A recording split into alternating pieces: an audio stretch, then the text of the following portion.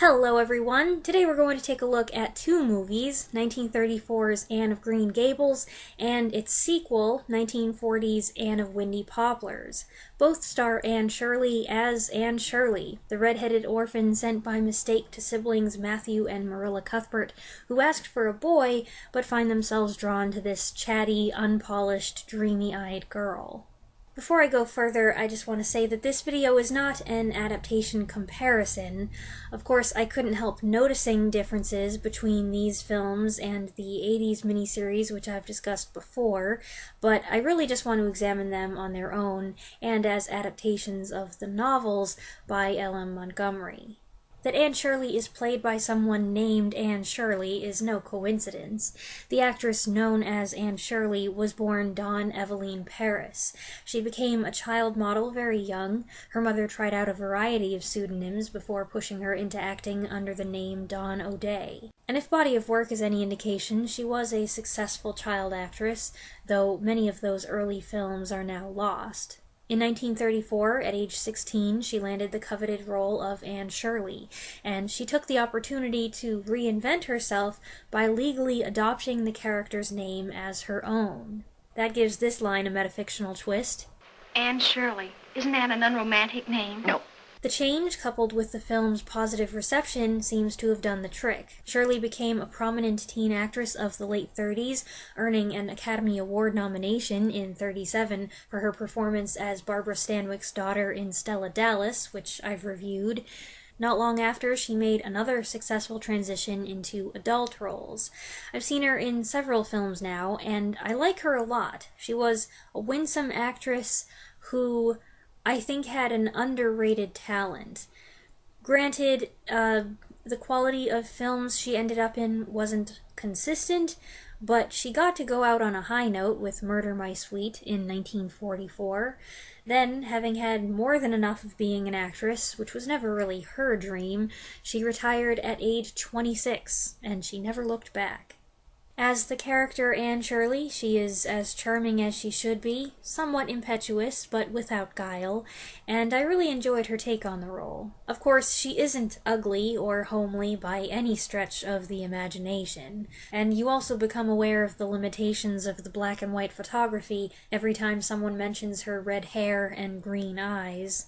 Marilla Cuthbert is played by Helen Westley, a seasoned stage actress who appeared in many a film as well, generally as the same type of stern, unrelenting matron. Her Marilla is forbidding indeed, but not without heart, and it's nice to see Anne gradually extract her humor and warmth. Her brother Matthew is played by O.P. Heggie. I saw a thumbnail of another video, a reaction video, that claimed this version's Matthew is creepy. I don't agree with that at all. I suspect that was provocative hyperbole or clickbait. He does have a bit of a spooky look at first, but the shadows around his eyes, which I think is just how the actor looks, are more suggestive of a man with a lot of worries. But he soon becomes devoted to Anne, and as time goes by, he becomes much happier thanks to her sunny influence, and it's heartwarming to see. Heggie was an Australian stage actor who turned to films rather late. He didn't have a big career, and he died in 1936, but he did land a couple juicy supporting roles, most notably his brief but memorable appearance as the blind hermit in 1935's The Bride of Frankenstein. Editing Weaselberry here with something I just learned. In 1935, Anne Shirley and O.P. Heggie were reunited, along with Helen Westley, in a film titled Chasing Yesterday, which was also about a lonely old man and a sweet orphan girl.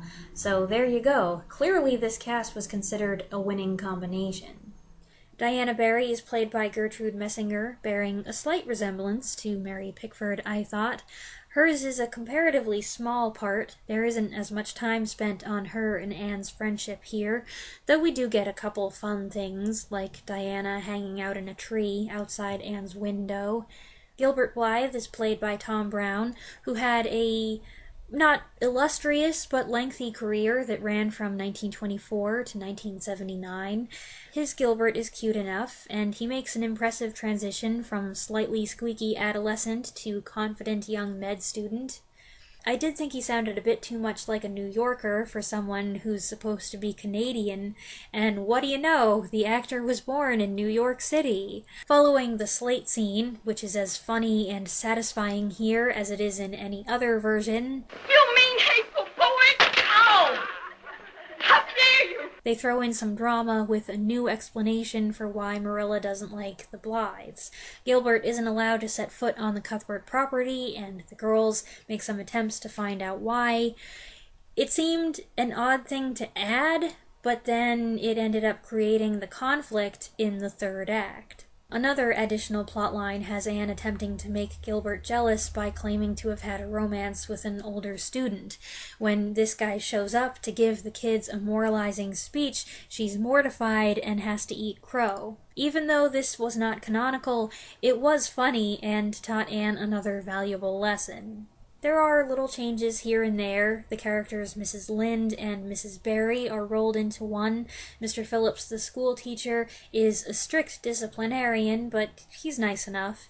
And there are omissions. No drunk Diana, for instance.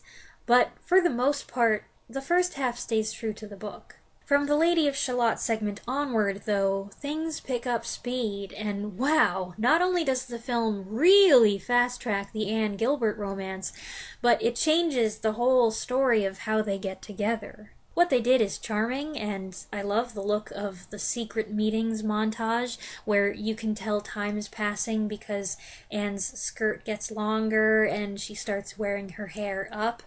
This was often such a big deal for girls in Montgomery's books because sophisticated updos and ankle-length skirts meant you weren't a child anymore. I'm just not sure how I feel about changing this love story into a forbidden romance. It works fine in the film, but it's so different. By the way, I really like Matthew's response when he's told Anne and Gilbert have been seen kissing. Well, why don't you say something, Matthew Cuthbert?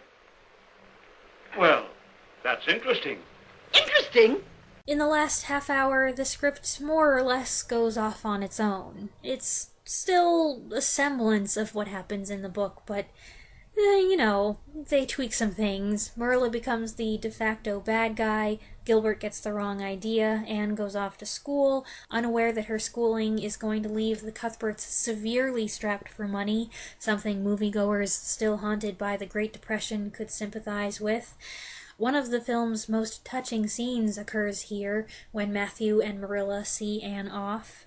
The strangest thing to me is how it ends. It's not bad, it fits well enough within context, but it's just so fast, and it feels strange for it to have followed the familiar story so closely up to a certain point, and then, woo!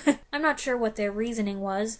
Perhaps constraints of time. They wanted to fully resolve the Anne Gilbert tension, but it took Montgomery 3 books and a lot of angst to do that, and they didn't have that luxury. And for whatever reason, they decided not to make things too melancholy by including a significant character death. It is implied that it will happen soon, but everybody survives the film. Another surprise. So there were a couple things that threw me for a loop, but I liked the movie. It's a nice film, the main characters are likable. To a certain extent, it follows the story closely, and then when it goes down a different road, it doesn't make unpleasant changes, and everything still makes sense. So I'd recommend giving it a try, especially if you're an Anne fan. 6 years later, they came out with a sequel, Anne of Windy Poplars, based on the 4th book in the series, which is known in some parts of the world as Anne of Windy Willows. Adult Anne arrives in Pringleton to take on the role of vice principal at the school, her last teaching job before she gets married, but she's unaware that the Pringle clan that runs this town is dead set against her, determined for some reason to make her life miserable. I've only ever had the foggiest idea that this movie even existed. I think it's pretty rare. I had to watch it on YouTube. It did not enjoy the same success that the first one did. 6 years is a long time, a lot can change. The world was in a different place in 1940 than it had been in 1934. Which may explain why it didn't do so well. Editing Weaselberry here, just jumping in to clarify that while Anne of Windy Poplars is widely considered the 4th book in the series, it's actually the 7th in publication order. It did not come out until 1936. Anyway, back to my speculations. It also may be that the sneaky backstabbing of this Pringle clan just wasn't as appealing to moviegoers as the humorous escapades of an imaginative 14-year-old orphan girl. But I liked it. Anne Shirley, the actress, is the only one from the first movie who comes back. Thank goodness she was available, otherwise what would be the point?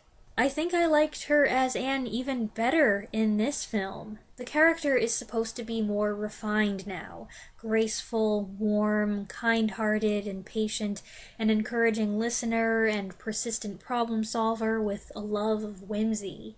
I think Anne Shirley's performance is spot on. To me, she perfectly embodies the grown-up version of Anne who appears in the middle books. The only other character who returns is her now fiancé Gilbert, but Tom Brown is replaced by Patrick Knowles.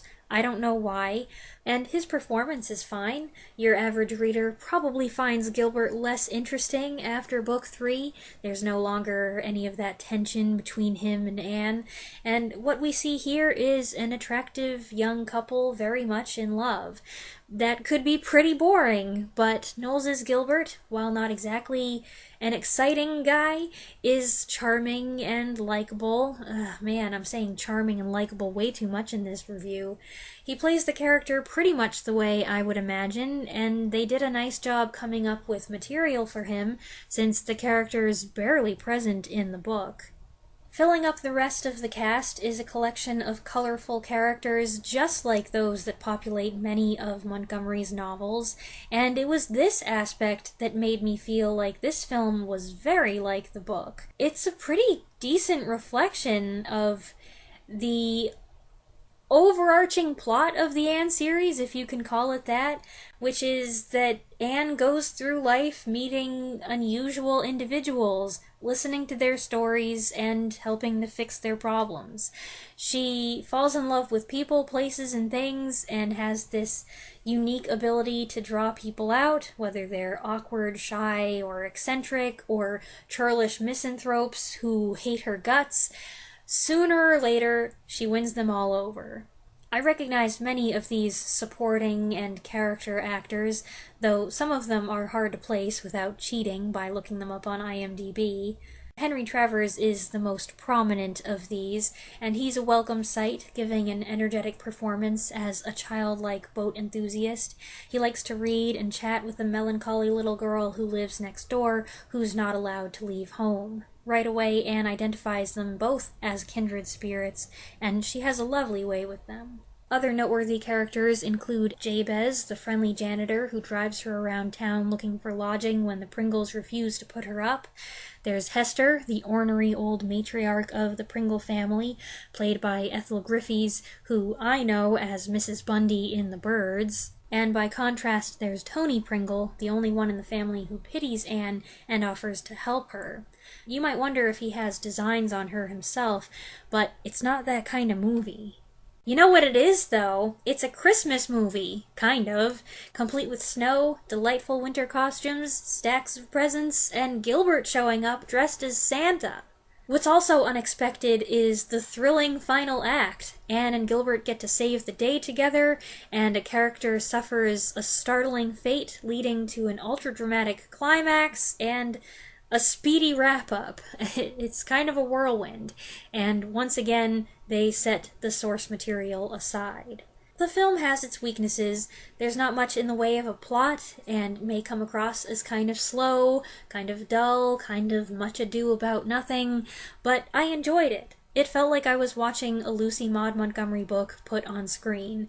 It's been several years now since I reread Anne of Windy Poplars, which was actually one of my favorites in the series, and it was fun to recognize characters and see what the writers did with the screenplay. The film was diverting and charming and cozy. There was something cozy about it. I went into this with modest expectations, especially for the second film, but I ended up liking them both. They are relatively simple, but there's something endearing about that, and they also work pretty well as a double feature.